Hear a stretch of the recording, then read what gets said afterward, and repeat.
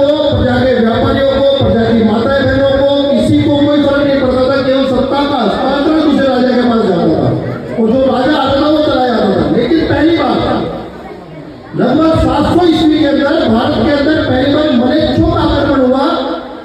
मोहम्मद बिन कासिम नाम का पहला व्यक्ति भारत की धरती पर आता है और सिंध प्रांत के राजा दाहिर शाह पे हमला करता है। यहाँ तक हमले में कोई आपत्ति नहीं थी, लेकिन हमला होता है। हमले के तत्पश्चात मोहम्मद बिन कासिम अपने हज्जाज नाम के अपने राजा के पास, राजा दाहिर शाह की दोनों पुत्रियां सूर्य और परिमल को भेजने के साथ साथ वहां के रहने वाली स्त्रियों के साथ पूरी सेना कुकर्म और हत्या करने का काम करती है। तो बड़ा विचित्र प्रकार की घटना भारत की धरती पर देखने को मिली।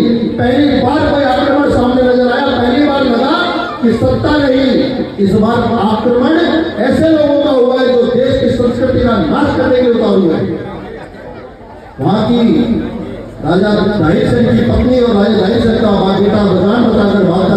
राजा दाहिर शाह की पत्नी, राजा दाहिर शाह की बेटा राजा दाहिर शाह के मरने के पश्चात भागकर हमारे राजस्थान के बप्पा रावल के पास आकर कहते हैं कि हमारे इलाके में एक ऐसा आक्रमण हुआ है।